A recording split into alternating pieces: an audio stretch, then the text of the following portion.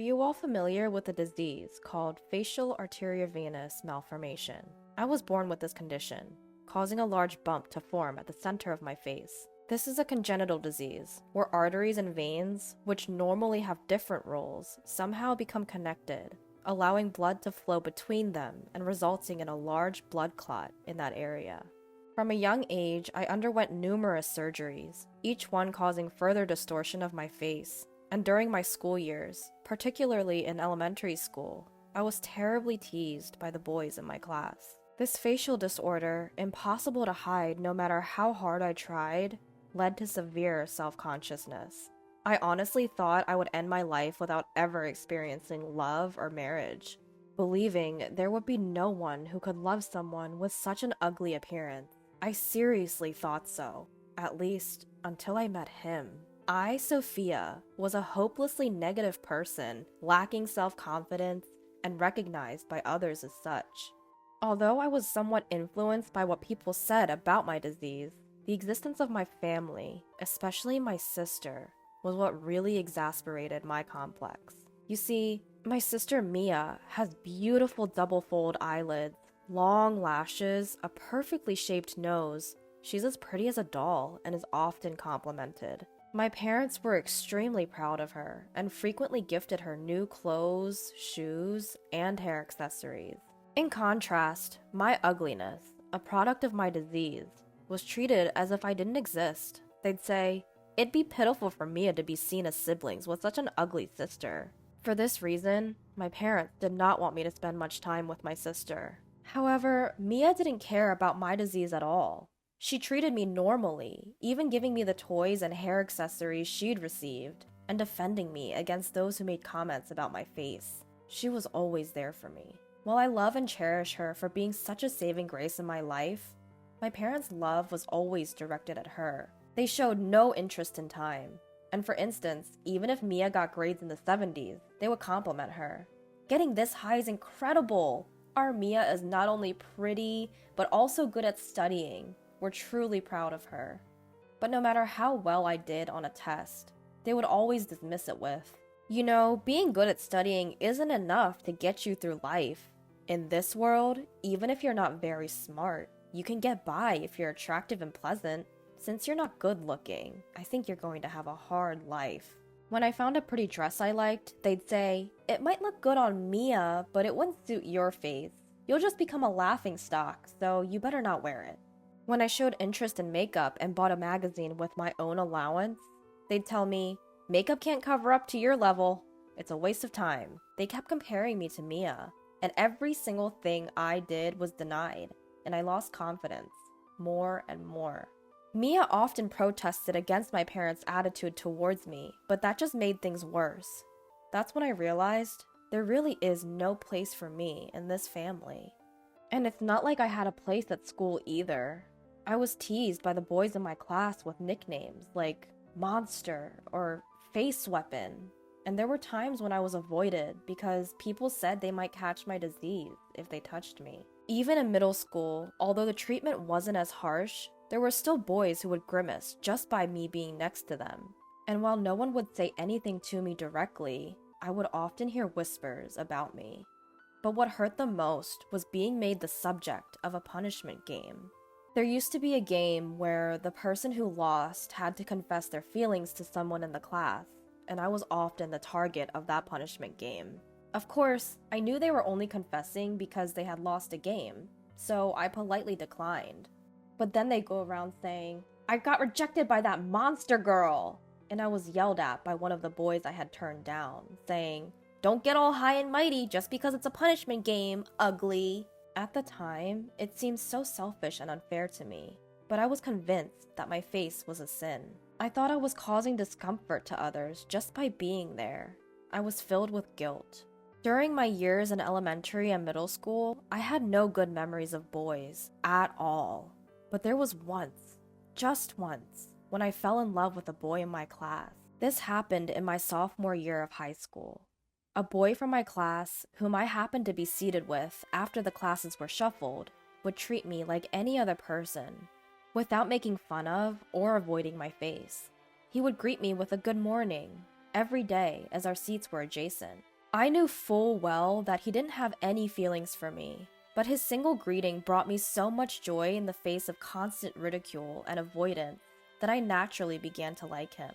However, I didn't really want to date him or anything like that. I just wanted this pleasant time to last as long as it could. But day by day, I felt more and more that I liked the boy, and after worrying about what to do, I asked my sister for advice, and she said, "I think it's a good idea to just tell him how you feel."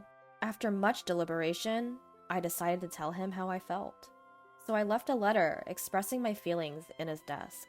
A few days later, I noticed something strange about the atmosphere in the class when I arrived at school. It was as if everyone was murmuring and glancing in my direction. As I was wondering what was going on, the boy, who had arrived at school before me, approached me and asked, "Hey, did you put this letter in my desk?" I responded by silently nodding, my gaze fixed to the ground. In that moment, I heard a sound above my head as if something was tearing, and the next moment, pieces of my torn letter were falling into my sight. It's troublesome when something like this happens. What are you going to do if strange rumors start spreading? You fell in love just because I greeted you out of politeness? How inexperienced in love are you?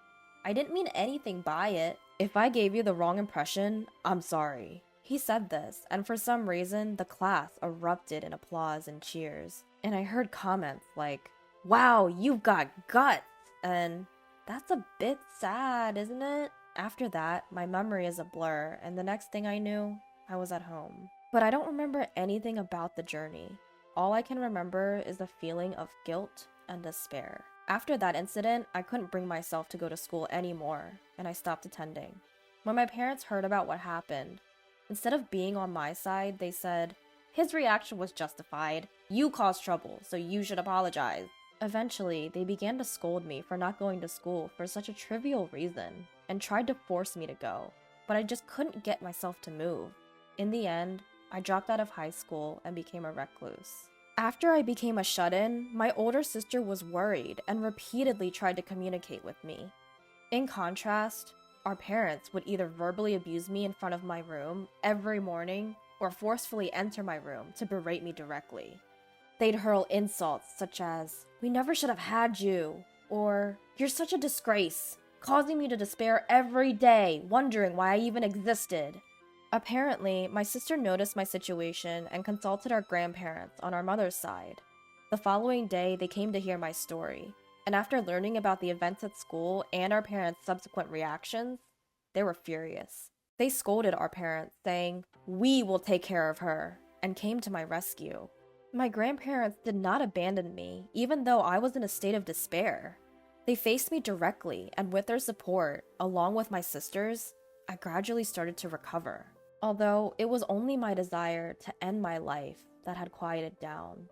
I was unable to erase my fear and mistrust towards the opposite sex, no matter how hard I tried. However, my grandfather would always encourage me, saying, "There will be a time when you can be happy in any way without having to get married. We just want you to be happy in any way you want to live.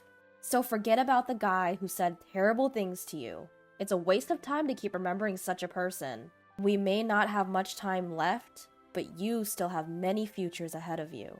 My grandmother also always reassured me, saying that as long as I was happy, that was all that mattered.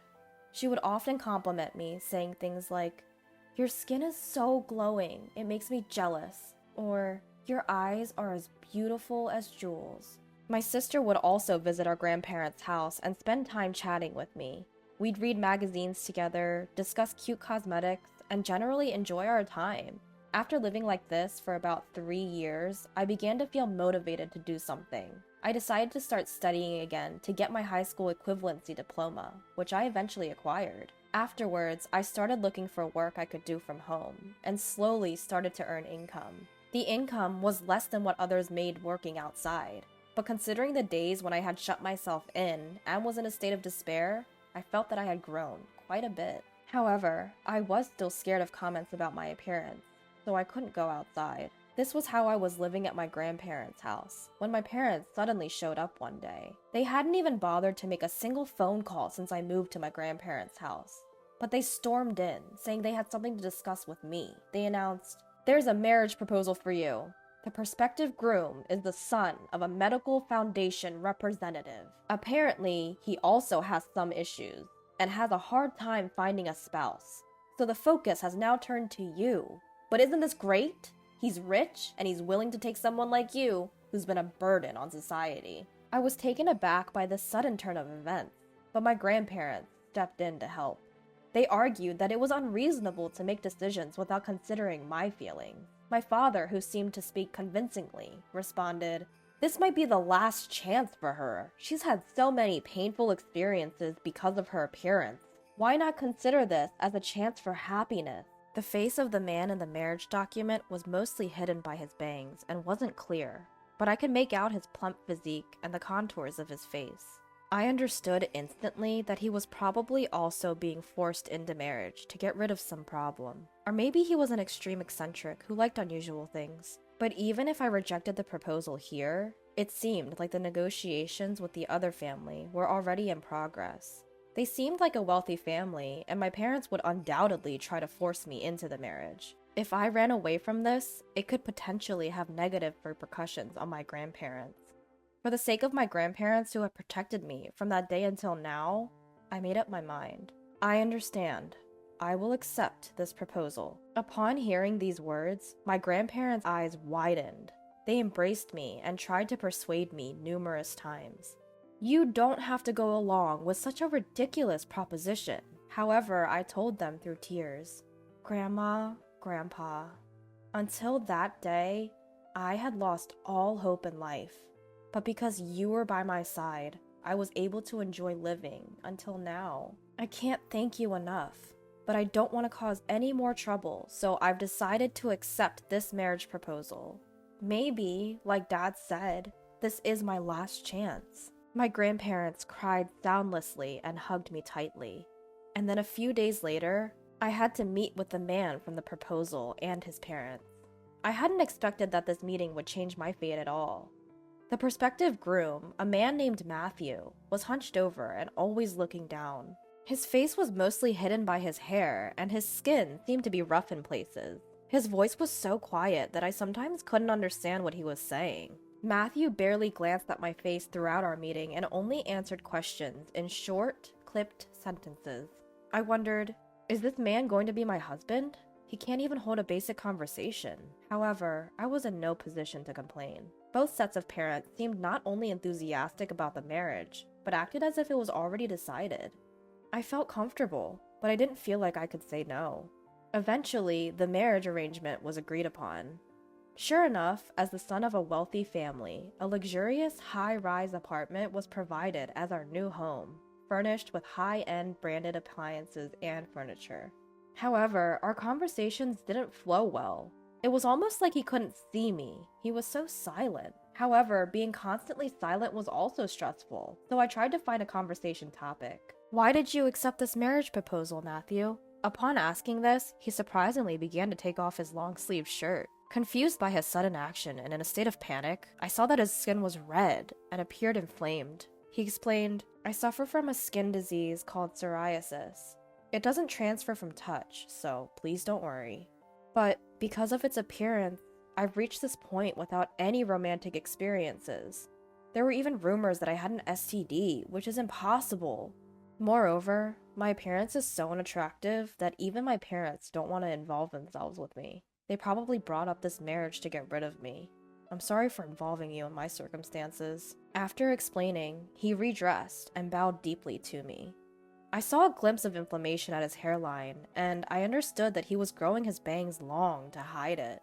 "I see. Please, raise your head. I'm in a similar situation too." When Matthew raised his face, I told him everything about my past. When he heard my story about high school, he started crying. "I can't believe something like that happened to you. It must have been so hard at the time. It's unacceptable that a guy would do that to you, treating you like an exhibit. That's outrageous." He became angry to a stranger on my behalf and offered me words of comfort. Despite having experienced his share of hardships, he cried and became angry upon hearing my story. I wondered, how kind-hearted is this man? Seeing this, I commented, We seem quite similar, don't we? Matthew replied, blushing with a shy smile. I was thinking the same thing. After that, we spent the entire night sharing our life stories, crying, getting angry, and sympathizing with each other. From then on, we slowly started to understand each other. I tried to understand his disease and collected a variety of information, trying everything from dietary therapy to supplements. But, I noticed that he was surprisingly picky about food, especially vegetables.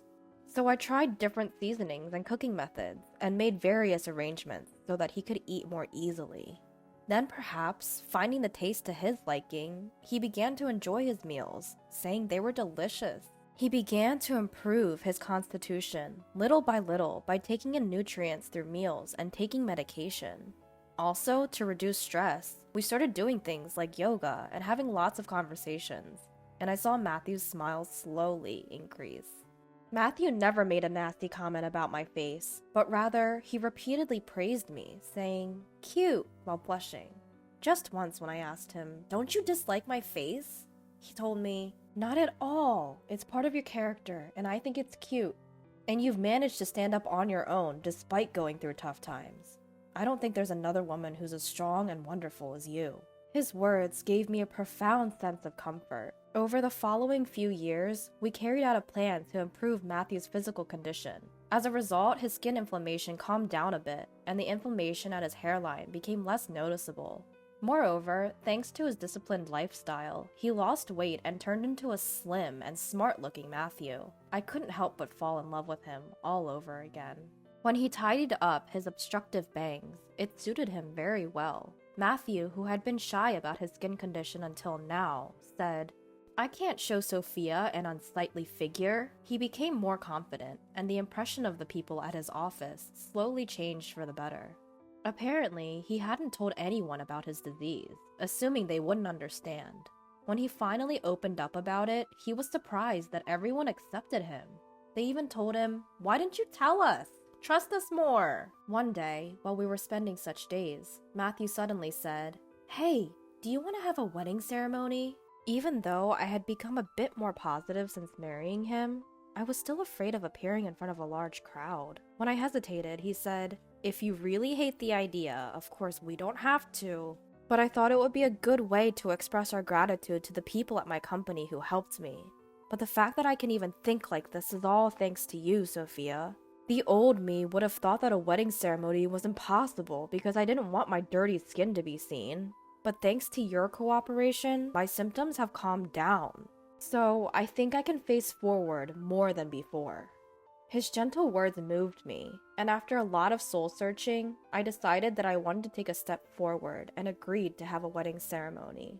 But I don't have any friends, so the only ones I invited were my parents, grandparents, and my sister. However, when it was less than 4 months until the wedding, my sister was found to be pregnant. To be safe, my sister decided to absent herself, so in the end, only my parents and grandparents attended. My grandparents were happy to participate, but my parents clearly disliked the idea. However, they couldn't refuse due to their status, so they participated reluctantly. The same was true for Matthew's parents. They didn't seem happy at all, but because some of their foundation's associates and people they knew were attending, they reluctantly agreed to come. But both sets of parents were good at maintaining appearances, so in front of the other guests, they said things they didn't really think, such as, "We struggled with his illness, but we're glad that he has grown up so well," or, "We're proud of our child, who has lived strongly without being defeated by prejudice," all the while pretending to be moved to tears. The guests, fooled by our parents' false tears and words, even shed a few sympathetic tears, which only added to my astonishment at their audacity in wanting to be seen in a good light despite everything. But Matthew was not one to silently endure our parents' deceit. When it was time for the groom's letter to be read aloud, he chose that moment to speak about his past. He spoke about how he had endured a difficult time as a student because of prejudice and discrimination due to his skin disease. Despite his condition not being contagious, no one would touch anything he had touched. But meeting and marrying me had given him a more positive outlook. He also said, "Both my wife and I have received terrible treatment from our own parents. My wife was constantly compared to her older sister and was verbally abused her whole life. When she stopped going to school due to cruel comments from her classmates about her facial disease in high school, her parents never took her seriously and even said she should apologize to anyone who had to confess to her because of her faith. This hurt her so deeply that she could hardly go outside. I too was frequently berated by my parents about my skin, being called dirty over and over again. Here is the proof. With that, he played a recording of his parents berating him for his skin condition. The voice recording included terrible comments like, "Your skin makes us uncomfortable to look at," and "We should have never had a child with such dirty skin." His parents tried to stop the recording, but it was too late. The cold stares of the listeners pierced them, and they were dumbstruck. My parents also seemed extremely uncomfortable as whispers circulated around them. Despite the awkward conclusion to our wedding ceremony, many of the invited guests expressed their understanding towards us, with comments like, "You've worked hard until now," and "We'll keep supporting you." However, this public revelation later became a big issue.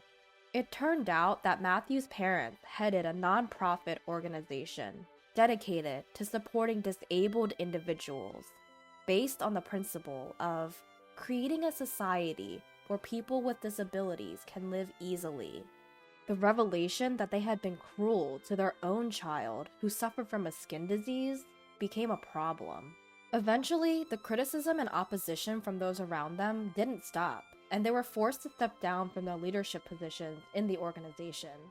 As for my parents, it was revealed that they had accepted a substantial dowry to marry me off to Matthew, and they started being referred to as beasts who sold their own child for money by those around them. However, they squandered that dowry for their own selfish desires, and with no knowledge whatsoever, decided to dabble in stocks, leading to a huge loss. Eventually, they ended up in debt due to the tune of over $200,000, far exceeding the amount of the dowry they received. They had the audacity to ask for our help, but we firmly refused. Even when they came knocking a few more times, we moved away and changed our phone numbers. Now, we're living peacefully together. I guess there really is such a thing as a destined meeting. I am incredibly happy right now. Though the start was rocky, meeting Matthew and marrying him has made me feel truly blessed. Thank you for watching until the end. I hope to see you again in the next video. My mother-in-law casually broke the news to my stunned self. "We're going to be living together now. We just remodeled it into a duplex for convenience. The property is in your name, right, Emma? Sorry to bother you, but could you please cover the $80,000 remodeling bill?" My mother-in-law and husband laughed triumphantly. Witnessing this, I, filled with resolve, was about to confront them with the truth that even my husband didn't know, along with the evidence. I am Emma Davis, 26 years old. I live a bit away from the downtown, in a nature-rich area, and work an office job while drawing illustrations as a hobby. Lately, I enjoy uploading my drawings on social media and reading the comments on them daily. I have a husband who is 3 years older than me, and we're enjoying our married life in a favorite old farmhouse that we bought right after our wedding. But there has been a visitor to this house once a month since we got married, who always gives me a headache. "Emma! Emma! I'm here! Please open up quickly!" Hearing the persistent banging on the sliding front door, I rush to it. "Ah, mother-in-law, I'll open it right away." Even though there's a perfectly good doorbell right next to the door, I try to make a smile and open the sliding door. "There are so many bugs around here, it's so annoying. Is George still at work? Poor thing, even on Saturday. Oh, I brought some of his favorite food." I see a woman holding a large bag, looking tired from waiting beyond the door. While dealing with her rapid-fire chatter, I paste on a fake smile. The once-a-month visitor is my husband's mother, that is, my mother-in-law. My husband being an only child, she insists on taking care of him even after our marriage, and to my gratitude, she even instructs me on house chores. The last time she came to our house, She rearranged all the food in the fridge, and I had to start the next day's breakfast preparation from hunting down the ingredients. I recall my husband repeatedly telling me before we got married, "If my parents ever need care, we'll live together. I want you to understand that." I'm disappointed to think I might have to give up this beloved old house when the time comes, but I've come to accept it. What bothers me more is the thought of living with this mother in law 24/7. Sorry for my husband. It fills me with a bit of gloom. Fast forward 2 years into our farmhouse married life. I heard my husband that my father in law had slipped on the stairs at home and broke his leg. "They will need our help from now on. Let's live together, just as we discussed before our marriage." Yes, I'm worried too, so I think it's a good idea. Can I continue my drawing hobby? I was worried about my father in law's health, so I agreed without hesitation to move in together. However, I was anxious that being caught up in housework and taking care of my in laws might rob me of the time for my hobby of drawing. Whether he was aware of my anxiety or not, my husband just said, "I want you to prioritize the house," and left the room, headed to his office. Being left alone in my room, I felt like I had half given up on my selfish husband. While looking back at the illustrations I had drawn up until now, one by one, I began to sort out my feelings. Just as I had made up my mind to live with them, an unexpected event occurred.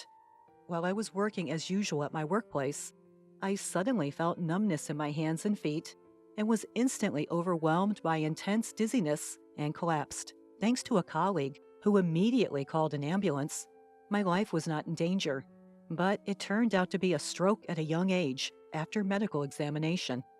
Although I had been pointed out high blood pressure in health checks before, I regretted neglecting it without going to the hospital. Including detailed examination, surgery, and rehabilitation, the hospitalization period turned out to be about 2 months. From the discovery of the disease to the hospitalization progressed at a brisk pace, and she realizes that her husband has given her very little concern. After being diagnosed with a stroke at a young age, I took out my phone with trembling hands and called my husband right away. The only thing I could hear from the phone was a disappointing voice saying, "I see, so the living together will be postponed, huh?" I couldn't respond to the fact that he was worried about the future life at my in-laws' house, not about my body. Since my father-in-law is still in the hospital with a fracture, there was no need to worry about caregiving, which was a blessing in disguise that I could focus on treatment. Also, since we don't have children, there's no need to worry about that. Suddenly, the face of my mother-in-law, who always says, "I want to see my grandchild's face soon," every time we meet, pops up. And as if to shake it off, I picked up the sketchbook nearby. Recently, I've been too busy preparing to live with my in-laws and going through examinations since I collapsed to have time for my favorite illustrations. Once I start living with my in-laws, I'll probably lose even more time to draw. I decided to think of this hospitalization period as the last free time that God has given me, and decided to fully enjoy my hobby. When this period is over, I decided in my heart to do my best for my husband and in-laws, whether it's housework or anything else. The 2-month hospital stay ended in a flash, and finally, the day of discharge. My husband casually asked if he should come to pick me up, but I wanted to spend some time alone until I got home, so I declined, feeling a bit guilty. While I was in the bus, I saw the familiar landscape outside the window and realized that I was already near home. The sunlight hitting the beautiful green leaves was dazzlingly sparkling, making me feel indescribable as I thought, this is goodbye to this rich, natural place. Since my in-laws' house is located relatively close to the city center, my life will change drastically from now on. Feeling a little lonely, I slowly got off the bus at the familiar bus stop. As I was heading towards my soon-to-be farewell home, I suddenly stopped in my tracks at the sight that appeared before me.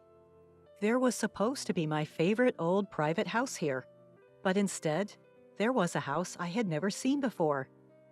Since I had been in the hospital for about 2 months, I checked the position of the surrounding buildings and the way I came, wondering if I had mistaken the location.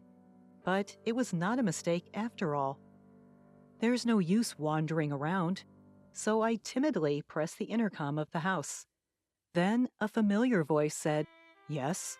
The voice was undoubtedly my husband.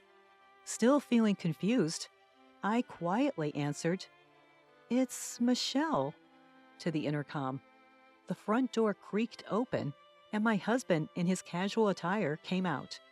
"Aha, welcome home. You came home earlier than I expected. I had the day off today. I could have picked you up." "George, what happened to our house? Why has it changed so much?" I interrupted my husband, who seemed relaxed, maybe just woke up, his hair mist, to ask my question with a sense of disbelief. However, disregarding my anxiousness, George only responded with a vague, "Huh? What's up? What happened?" without intending to answer my question. Just then, I heard laughter coming from inside the house. Thinking it couldn't be, I pushed past my husband and headed toward the living room. When I opened the unfamiliar door leading to the living room, I saw my mother-in-law lying on the couch watching TV. She was clutching her stomach and laughing while watching the TV screen.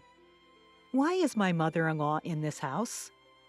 "Oh, Michelle, welcome back. Hospital stays can be long, but don't worry. I took care of the house while you were gone." I wonder what this house stuff my mother-in-law is talking about. Could it be chores? Or, with an overwhelming bad feeling, I pressed my mother-in-law on why the old house had changed so much. Without showing any sign of guilt, she blurted out, "Well, we're all going to live together, right? So I just remodeled it into a duplex to make it more comfortable." The phrase, "just remodeled it into a duplex," kept replaying in my mind. My mother-in-law was always the type to interfere with our life, but I never expected her to remodel our house without permission. Moreover, weren't we supposed to start living together in my in-laws' house, which is closer to the city center? Every time my mother-in-law visited the old house here, she used to complain about the bugs and the short walk from the station. Despite that, why? A lot of things have changed. Oh, and there's something else important I have to tell you. Turning off the TV she had been watching, my mother-in-law whispered to me with a grin, "The remodeling cost a bit. I believe the title to this house is under your name, Michelle. I'm sorry, but could you handle the payment?" Chuckles, not a hint of apology in them, my mother-in-law said, "It's $80,000. And her smile deepened. "Remodeling cost? The title to this house? $80,000? The unexpected words felt like a punch to the head, and I felt my legs are shaking. I can't even find the words to reply. While I was staring at her, mother-in-law, who was stunned and laughing fearlessly, my husband, who was at the entrance, opened the living room door and sneaked in. The moment I saw him, my feet naturally headed towards him, holding a faint hope that he would surely be on my side. I relayed to my husband exactly what my mother-in-law had said, clinging to a desperate hope for his reaction. But all I received from him was a cold response. "Well, that's about right. Take care of it, will you?" That's right. That's the kind of man he is. When I collapsed from a stroke, he was more concerned about our living arrangements than my health. He's a man who will stop if his mother says green means stop, and will go if she says red means go. A man who always thinks his mother is right. The discomfort and dissatisfaction I'd felt toward my husband escalate once it flooded. I was done. I thought from the bottom of my heart, I would throw this family. "I understand now, George. I am going to divorce you. And mother-in-law? No, Cecilia. Please handle the renovation costs on your own." After declaring this all at once, I turned my back on them and moved to leave the room as quickly as possible.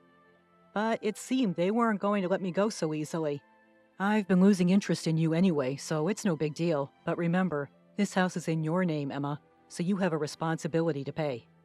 "That's right. Feel free to leave, but please settle your dues first." I was astonished at the two of them who selfishly made their claims. I cannot help but let out a sigh. Surely, if I turned around, I'd see their smug faces grinning in victory. I refused to look back, standing tall as I replied, You keep saying the house is in my name, George, but did you forget? The ownership has been transferred to you. I revealed the truth. However, they only laughed at me and believed I was lying, just to avoid paying. That's when I brought up how George had asked me to change the property's ownership when we got married, as he didn't want the house to be in his wife's name for appearance's sake. Since I didn't particularly care about the property title, I had immediately transferred it to his name. Upon hearing this, the laughter of the two who had been so complacent until now abruptly stopped, and I could feel the panic gradually setting in. I don't recall saying such a thing. There's no proof anyway. Anticipating this response, I turned back to face them, walked past them, and opened a drawer of a shelf from our old house. Let's see. It should be somewhere around... here it is. This is the proof. I took out a document from the drawer where the property and the house ownership were listed and showed it in front of their faces. When I carefully pointed to the part that said the ownership was in George's name, my husband's face turned pale. That's fraud. I never thought you'd actually do it, and I definitely can't pay such a huge sum of $80,000. I was disgusted with my husband, who started yelling as soon as he realized the payment obligation was on him. Since a decent conversation seems impossible, let's communicate through lawyers from now on. Cecilia, your son seems to be in quite a pickle, so please take good care of him from now on. Beside my loud husband, I smiled at my mother-in-law, who was standing dazedly, and finally turned my back on them, leaving their home for good. After that, my husband called several times, but I chose to ignore him entirely, decide to communicate formally through a lawyer. Given our already strained relationship and problems with my mother-in-law, the divorce was settled without any issues. In addition, regarding the matter that my husband insistently shouted when he left, change of name is a fraud, was decided that there was an agreement between us because it was changed when they got married 2 years ago. My lawyer assured me with a smile that this is neither fraud nor anything illegal. With that, all the uncertainty inside me was completely dispelled. It seemed that the cost of renovating that house was supposed to be paid in full by me as soon as I got discharged from the hospital. Wanting to applaud, I now appreciate the well-crafted, spiteful act of pushing me into hell just after I had endured surgery and rehabilitation and finally got discharged due to illness. In the end, since the house was in my husband's name, it was his duty to make the lump sum payment, and he ended up strangling himself. In addition, I was able to secure alimony after the successful divorce. My husband, who had been hit with a claim for a total amount that he could not possibly pay off, had either borrowed money from dangerous places or hadn't. While I was fighting with my husband and mother-in-law, I received an apology from my father-in-law, Bob, who had been hospitalized with a broken leg, saying, "I'm sorry for my wife and son's behavior." Of course, it didn't seem that Bob was involved in this matter. However, there's no denying that for 2 years after our marriage, he had ignored his wife and my cold husband. After replying briefly to Bob's message, I decided to cut all ties with that family and start a new life. Since then, my health has gradually improved, and I was able to return to work. When I was married, I used to draw illustrations while being mindful of my husband's gaze, but now I can immerse myself in it as much as I want, whenever I want. Originally, I was just drawing as a hobby, but now I get job offers from the social networking site where I post my illustrations, and I now spend more time drawing for work than for pleasure. Now I'm heading to see an old farmhouse in a somewhat rural town. My current dream is to buy this old farmhouse with the alimony from my husband and my savings, and to open an art studio. Today, I'm about to take the first step towards this dream. On the bus, as I gazed out at the scenery, I found myself recalling that day. The day I left the hospital changed my life forever. The abundant, natural scenery outside is the same as that day, but my feelings are clear, and I'm excited about the new life that's about to begin. The leaves on the trees, illuminated by the sunlight, look so bright that they dazzled.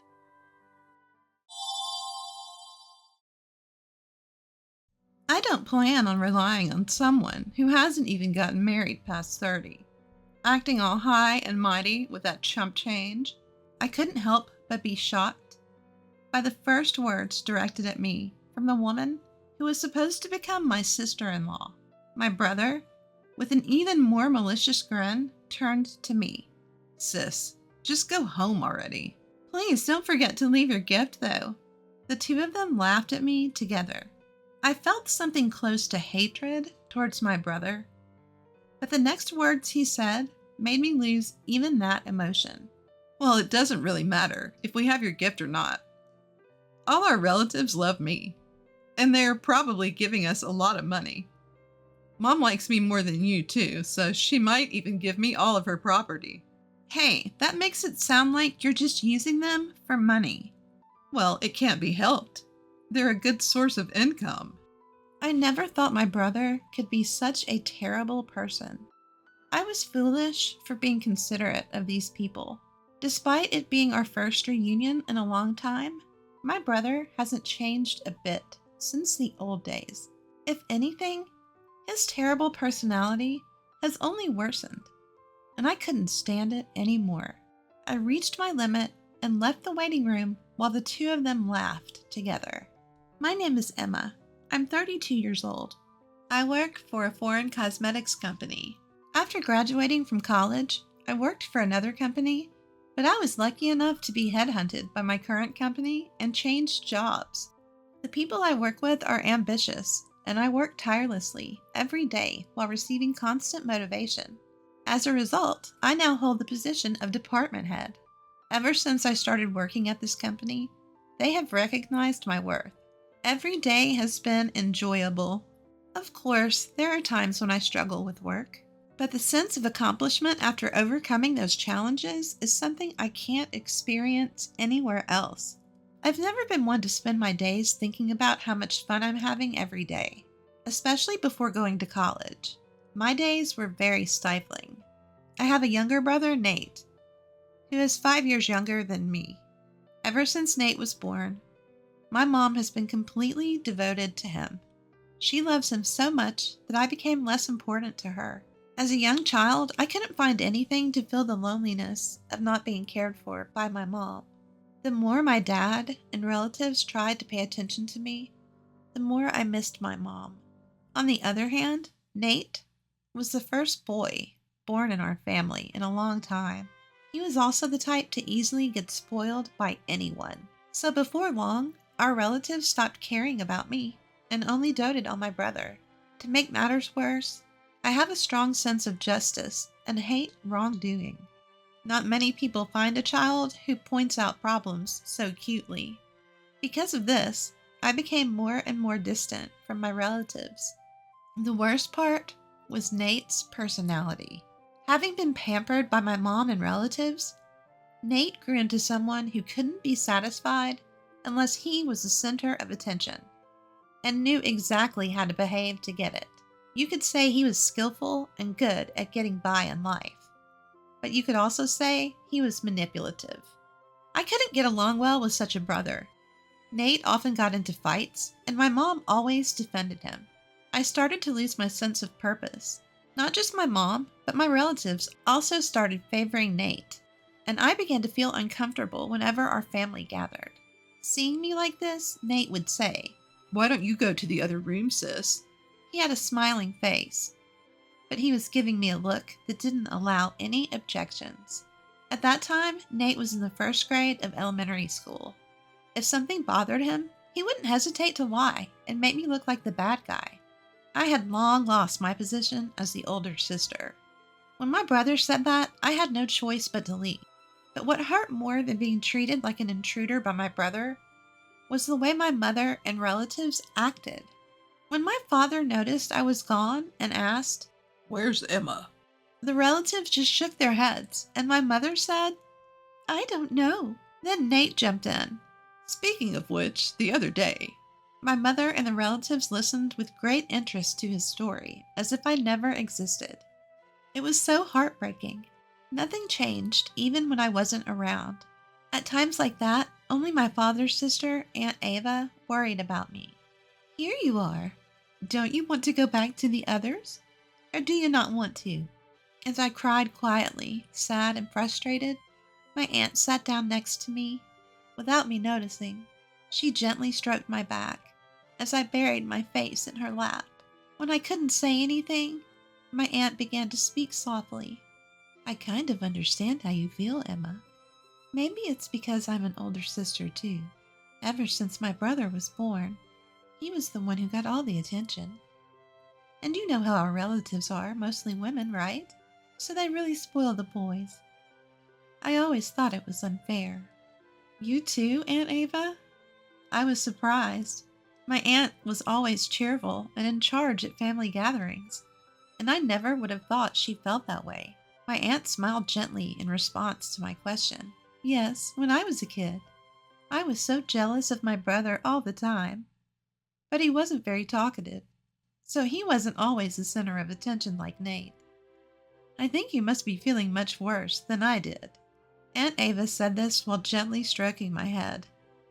I hadn't had my head patted like this in so long, and I felt a mix of emotions, happiness and embarrassment for letting her see how weak I felt. Our family has strong ties, you know. And Nate is kind of cunning, or maybe he's just good at winning people's hearts. He has that kind of personality, right? Everyone gets easily fooled by him. Really, Aunt Ava? You think that about Nate too? I was surprised again, thinking that no one in the family saw my brother that way. Aunt Ava winked at me, surprised. So don't forget, I'm watching you, Emma. If you want, I can talk to everyone about it. No, it's okay. Just knowing that you're watching me is enough to make me happy. All right, I understand. But if there's anything you want me to hear, I'll listen. You can always rely on me. After that, I looked forward to seeing my aunt at family gatherings. Even now that I've moved away, I still keep in touch with her regularly. The only other contact I have is the occasional email from my father with updates. Since I rarely go home, I don't know much about my family and relatives' current situation, so I never expected to get this kind of news from my father. Nate is getting married. Right now, I don't have a partner. One by one, my friends are getting married, and lately, even my coworkers are in a marriage rush. At a time when I was feeling a bit anxious, I got the unexpected news of my younger brother's wedding. Even though I'm not unhappy with my current life, I felt down. Then Nate contacted me, adding insult to injury. Hey sis, long time no see. I'm getting married, and my fiancée is already pregnant. Don't worry about not being married and showing our parents your grandchild. I've got that covered. But in return, give us at least $10,000 as a gift. It includes the cost of giving birth. Kids are expensive, you know. My already low excitement to celebrate Nate's wedding dropped to 0. Because of his sense of entitlement, I even considered not attending the wedding. But I convinced myself that this was a once-in-a-lifetime family event and decided to accept Nate's request. On the wedding day, after the ceremony, we were led to a family waiting room to prepare for the reception. I reunited with my mom and relatives after a long time had passed without seeing them. Of course, the topic was all about Nate. I tried to accept it since he was the star of the day, but my past memories kept coming back. That day, the gloomy, cloudy sky seemed like it would rain any moment, and my mood got darker and darker. That's when my dad talked to me. Emma, it's been a while. How's work? Oh, Dad, I'm getting by somehow. I see. So would you consider coming back home more often? My dad said that, but I didn't feel like it. Yeah, I'll come back when work calms down. I need to go to the restroom now. I left the family waiting room. I couldn't get out of there fast enough. I thought I had changed a bit, but I see others don't change so easily. As expected, I felt uncomfortable in front of my relatives. I let out a big sigh. At that moment, my phone vibrated. Come to the bride and groom's waiting room right now. It was a message from Nate. What does he want at a time like this? I headed to the bride and groom's waiting room, pondering. Did you bring it? As soon as I arrived, Nate asked me this question. I didn't understand at first, but I realized what he meant from his and his wife's nasty looks. Yeah, I brought the $10,000 gift. Are you satisfied now? Congratulations on your wedding. I reluctantly offered my congratulations, even though my heart wasn't in it. But I immediately regretted being considerate. Only $10,000? I clearly said to give more than that. Isn't it common courtesy to give more than the requested amount? You're as clueless as ever, sis. Wait a minute. Isn't $10,000 already a generous amount? I gave it because you said the baby was coming. Isn't your attitude a bit much? If you choose to act like this, I don't want to be involved with you in the future. As I snapped back, Nate exaggeratedly clicked his tongue. I was really annoyed that despite giving them the $10,000 they asked for, they still complained. As I glared at my brother, his wife standing next to him put her hand on her hip and laughed at me. Don't worry, we don't plan on relying on someone who's still unmarried in her 30s and acting so high and mighty for such a small amount of money. I couldn't help but be shocked by the first words directed at me by the woman who was supposed to be my sister-in-law. Nate also gave me a malicious grin. Yeah, just take your gift and leave. Make sure you leave the gift money. The two of them laughed at me together. I felt a strong hatred for my brother and his wife, but Nate's next words made me lose that feeling. Well, even without your gift, we'll be fine. All our relatives love me. I'm sure they gave us a lot of money. Mom likes me more than you, too. She might even give me her entire fortune. Wait, that makes it sound like you're just using them for money. Well, it's true. That's why we invited fewer friends and more relatives. I never thought my brother could be such a terrible person. I couldn't help but be shocked by Nate and his wife, who seemed to find it amusing that he viewed our relatives and even our mother like that. I was stupid for worrying about them. I was disgusted by my brother, who hadn't changed at all since we were kids and had only gotten worse. Unable to bear it any longer, I left the bride and groom's waiting room as they continued to laugh. Emma! As soon as I left the waiting room, I heard someone call my name. It was my Aunt Ava. Seeing my aunt, I couldn't help but let my feelings show. Auntie, I can't take it anymore. I'm leaving. When I said that, my aunt showed her anger. I heard what just happened. This is unforgivable. Everyone should know about it. But it's true that everyone likes Nate, right? If I say something, I'm sure no one will believe me. It's not like he's forcing our relatives to give them money, so it's just a matter of me putting up with it. It's fine. I don't think I'll ever see them again anyway. Apparently, my aunt had been worried about me looking uncomfortable in the relatives' waiting room and followed me when I left. After she had heard my conversation with Nate and his wife, my aunt suggested telling everyone. But after seeing the two of them laughing and looking down on our entire family and relatives, I had already given up. However, my aunt was filled with anger, contrary to how I felt.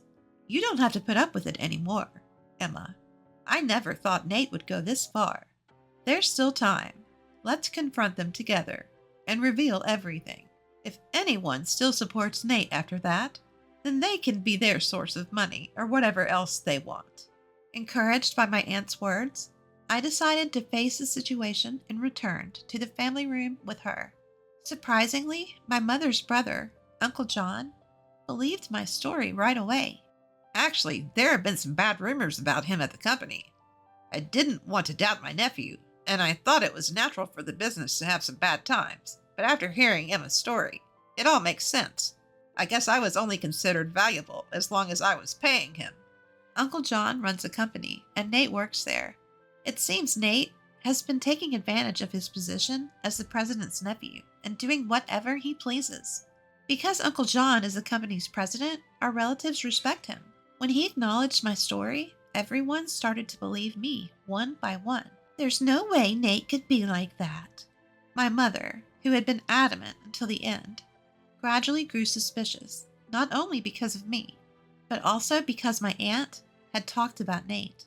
My mother, who had been asked for hundreds of thousands of dollars for wedding and childbirth expenses, seemed to have her doubts and eventually accepted our story. My father, who seemed to have believed me from the beginning, was radiating with anger.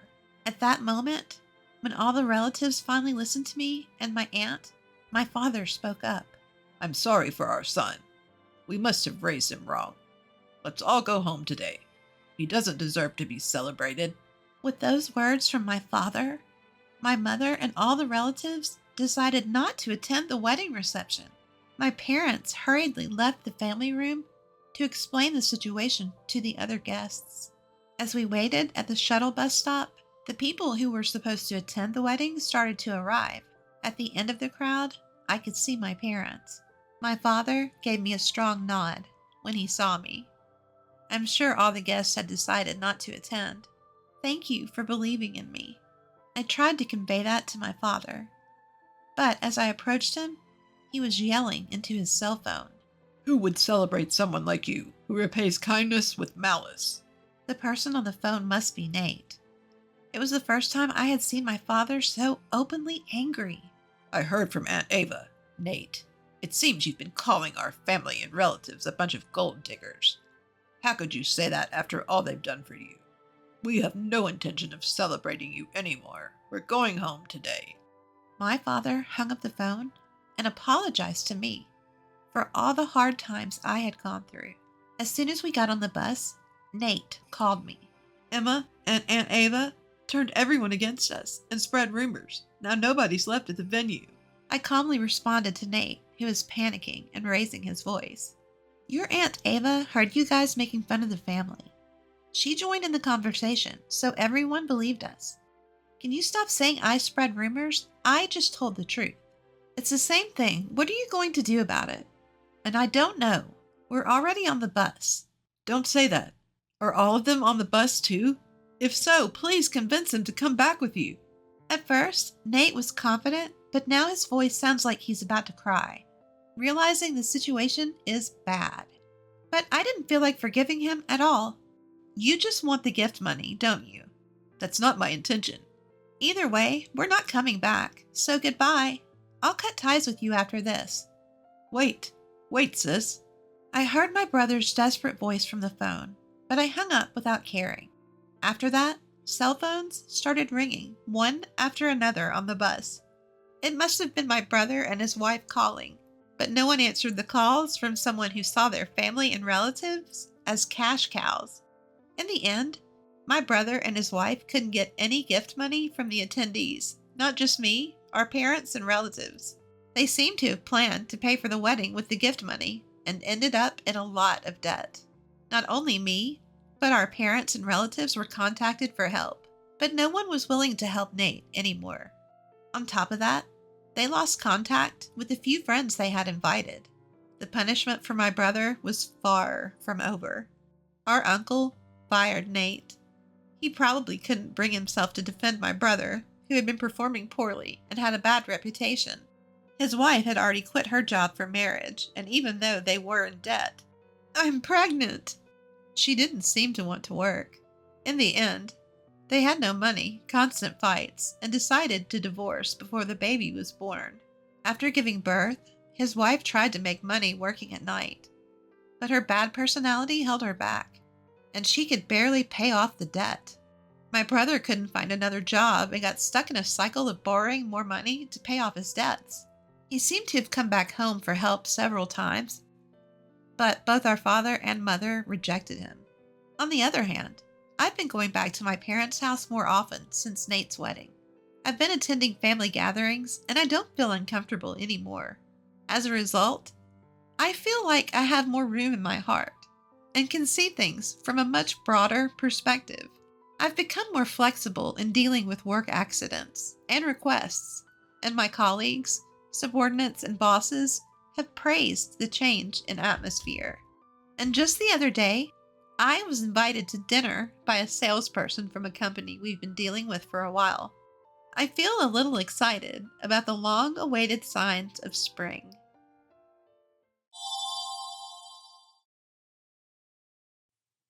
Only earning $750 a month is like college student allowance. Don't even students working at bars make more? Having a low-income wife is a disgrace. maybe you should divorce so our son can find a better wife. After all, he's the ultimate triple threat.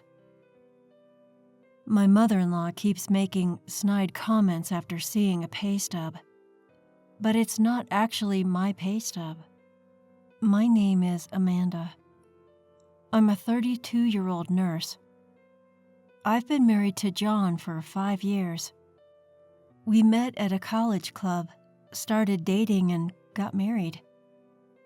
We met at a party when he was a medical student and I was a nursing student. John hasn't passed the medical licensing exam after failing twice and taking 3 years off. He's currently working part-time and studying hard for the exam. I'm working as a full-time nurse, so I'm the primary breadwinner. He's not the type to brag about making money in cosmetic surgery and posting pictures of a $468,020 Rolls-Royce on social media. He's serious, reading accounts of people who've lost family members to illness, checking the number of people affected by infectious diseases daily, and reading literature on Japan's healthcare system. I respected him even though he wasn't a doctor yet. He genuinely wanted to become a doctor who saves his patients, so I didn't abandon him, despite his lack of income and entering his 30s. He kept the fact that he wasn't a doctor yet a secret from his parents. Sorry, my mom is too nosy. It's fine. I support you, so you don't have to worry about your parents. Live your life the way you want. This is short term. That's why it remained a secret. The reason it wasn't discovered was that he worked at night as a security guard at the hospital where I worked, so he was technically employed there. He had knowledge and could obtain information from my stories on the job. No one suspected he wasn't a doctor yet because he could talk like one. So to his seldom-seen in-laws, I said, "Yes, patients really like him." I believe that while cruel lies hurt people, kind lies sometimes save them. Telling a patient, "You have 3 months left and there's no chance of recovery, it's a countdown," is worse than saying, "You look good today and you ate a lot." That's how people are. On the other hand, my mother-in-law, who is the complete opposite of my serious and honest husband, has a very harsh personality. She's the typical overbearing mother-in-law.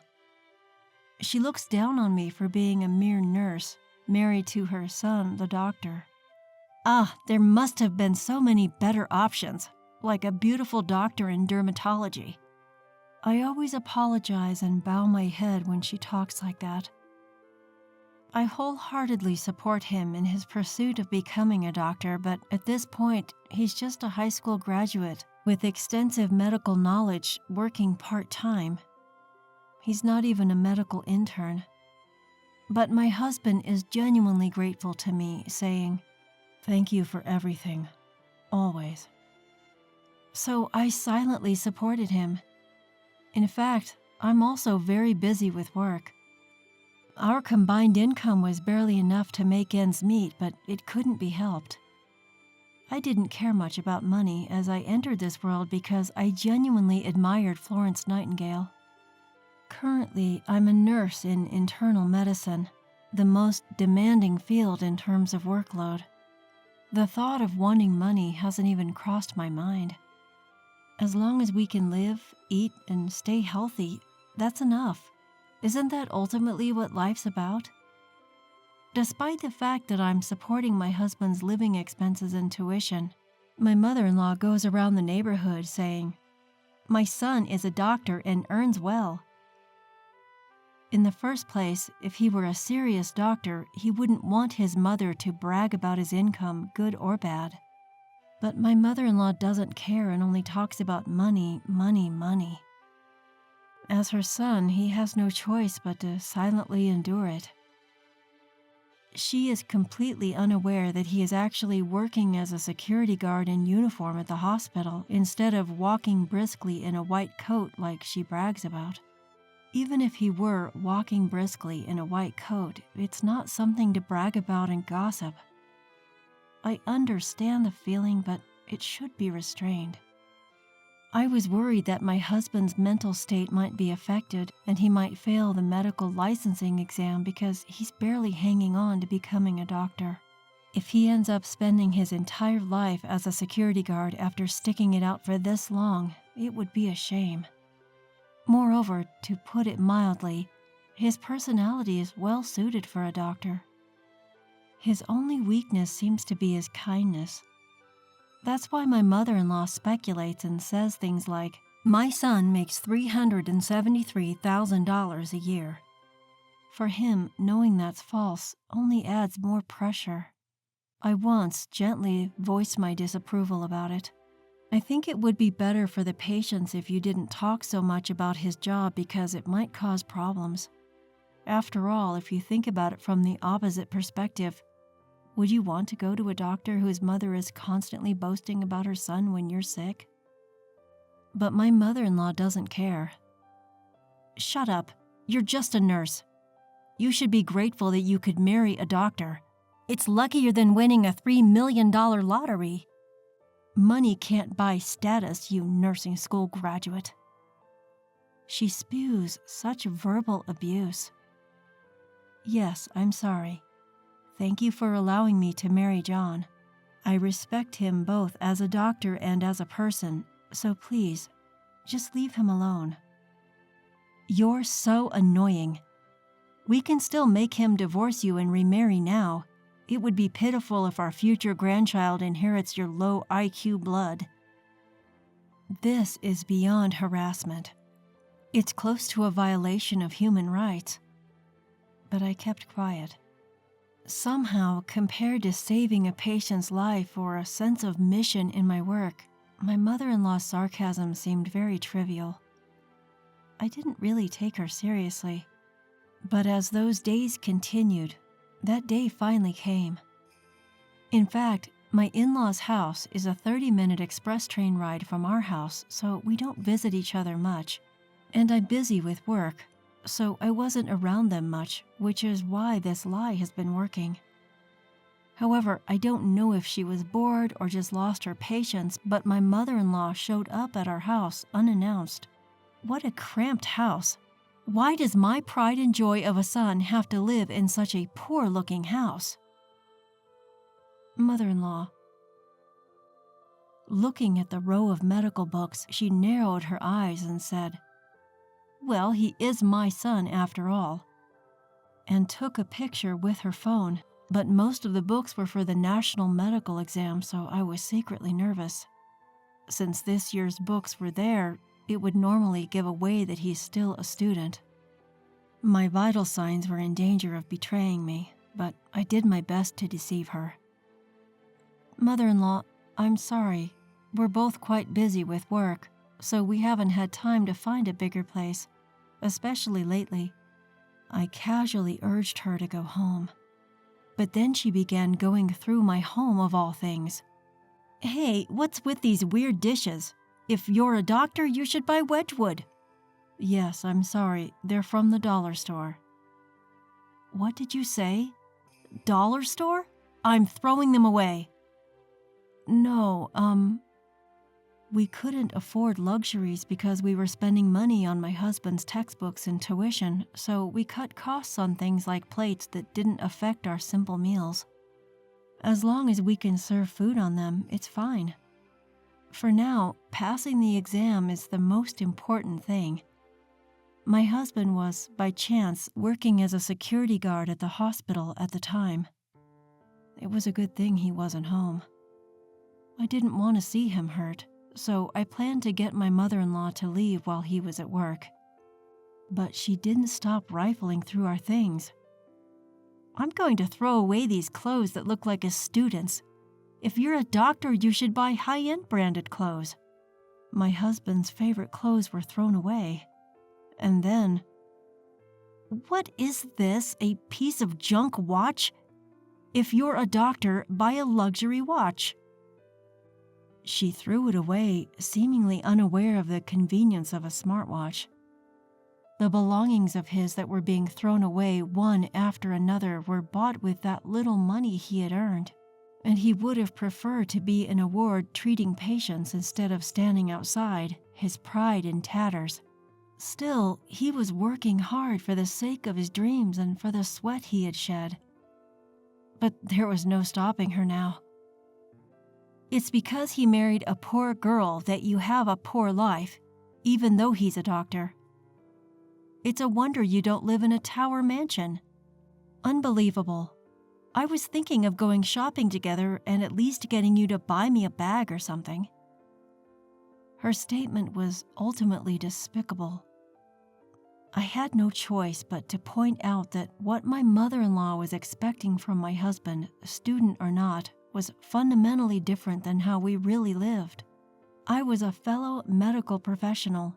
Gold digging for a doctor was out of the question. Mother-in-law, I don't mean to be forward, but he's not that extravagant. Our current lifestyle suits us well. I conveyed this casually, but my mother-in-law wouldn't budge. You're so annoying. Do you have any idea how hard he worked to get into medical school? We've been waiting to recoup his upbringing and tuition fees, and it's because of you that we're in this mess. Don't be ridiculous. My mother-in-law, increasingly heated, didn't stop searching my house. She rummaged through not just the kitchen but also every closet, discarding anything cheap. And then, unbelievably, she began to open the clear cases where we kept our utility bills, mail, and other paperwork. That's when she found the pay stubs. They were marked with $750 and $2.25. Despite my husband's name being clearly written on them, she either didn't notice or couldn't read the writing. And she screamed, $750? What do you mean, $750, you nurse? That's not my son's daily wage. Even anesthesiologists make $750 a day, and you're the wife of an internist, making only $750? Are you slacking off at work or what? She began to go insane. That's why you're living in such poverty. You're a money sucker, huh? Barely working as a nurse and deceiving a doctor? You're just a part-time nurse because it sounds good. $750 is nothing, so quit already. That money was earned by him, enduring the younger doctors passing him by without even a glance, biting his lip and working in the gaps between his study hours for a very low daily wage. It was by no means the same with or without it. I thought it was a very pure number. But my mother-in-law's madness wouldn't stop, and finally, the worst happened. You're a poor luck-bringing wife. Divorce quickly! At that moment, I heard the front door slam shut. My husband had returned home from his part-time job. His face froze when he saw his clothes and watch, which had been cruelly stuffed into a trash bag. He began to silently and carefully pick them up one by one. But my mother-in-law said this. John, I don't mean to be harsh, but please, divorce this wife of yours. Why did you, with your high education, high income, and tall height of nearly 6 feet, choose such a pathetic woman? I'm so sad, and she only earns $750.